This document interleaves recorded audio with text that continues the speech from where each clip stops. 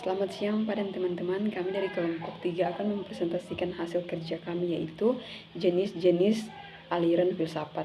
1. Aliran progresivisme.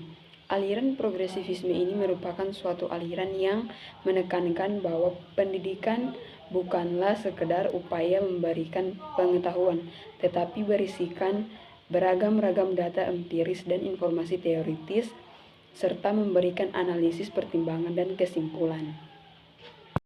Kelebihan aliran progresivisme. 1. Siswa diberikan kesempatan untuk mengembangkan bakat dan kemampuannya. 2. Siswa bebas mengemukakan pendapat. 3. Siswa belajar sendiri untuk mencari tahu informasi masalah. 4.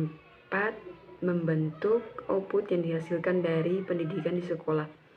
Kekurangan aliran progresivisme. 1. Mengabaikan kurikulum. 2. Mengurangi bimbingan dan pengaruh guru. 3. Siswa menjadi orang yang mementingkan diri sendiri. 2. Aliran esensialisme.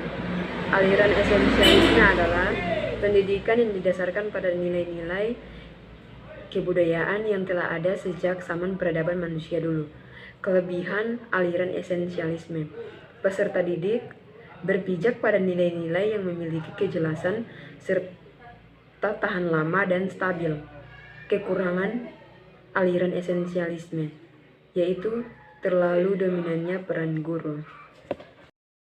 Sionisme yaitu aliran yang merubah tata susunan lama dan membangun tata susunan hidup kebudayaan yang bercorak modern.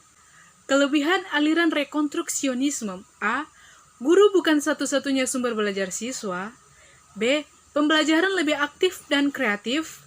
C. Siswa dituntut untuk memikirkan perubahan suatu gagasan agar mereka dapat mengidentifikasi perubahan gagasan mereka. Kelemahan aliran rekonstruksionisme. A. Kemauan belajar yang rendah dari peserta didik dan akan mengakibatkan proses konstruksi terhambat. B. Guru kesulitan memberikan contoh konkret dan realistis dalam proses pembelajaran. A. Aliran perennialisme, yaitu proses pengembalian pembelajaran pada masa lampau agar peserta didik dapat menerapkan pembelajaran tersebut pada masa sekarang. Kelebihan aliran perennialisme. Pada perennialisme, mengangkat kembali nilai-nilai pandangan pada zaman kuno dan abad pertengahan. Kekurangan aliran perennialisme. A. Dianggap lebih penting. B. Kurang menerima adanya perubahan. Yaitu idealisme. Idealisme adalah aliran dalam filsafat yang mengedepankan akal pikiran manusia dan terwujud atau tidaknya sesuatu itu tergantung oleh pemikiran manusia itu sendiri. Adapun kelebihan dan kekurangan aliran filsafat idealisme ini, yang kelebihannya yang pertama membentuk karakter dan mengembangkan bakat serta kebaikan sosial. Yang kedua meningkatkan daya atau pemikiran yang menghasilkan ide yang bisa dipakai. Kekurangan daripada aliran filsafat idealisme ini, aliran ini beranggapan bahwa sesuatu nilai atau kebenaran akal itu sepanjang masa.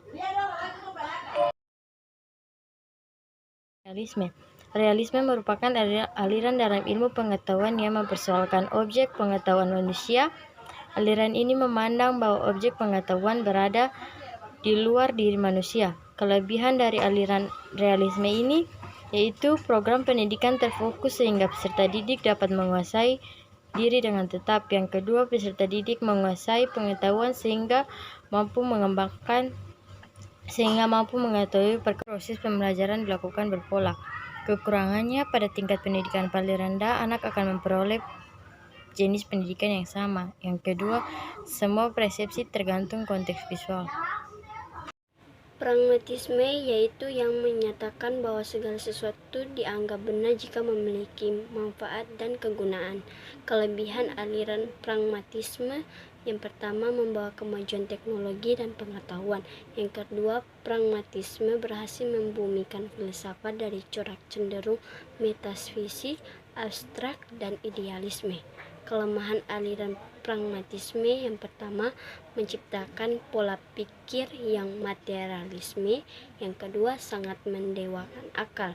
Sikap seperti ini menjuru ke arah ateis. Materialisme yaitu yang berisi tentang ajaran kebendaan di mana benda merupakan sumber dari segala sesuatu. Kelebihan aliran materialisme yang pertama, isi pendidikan meliputi pengetahuan yang dapat dipercaya. Yang kedua, teori pendidikannya sudah umum. Kelemahan aliran materialisme yaitu pendidikan hanya berpusat pada guru.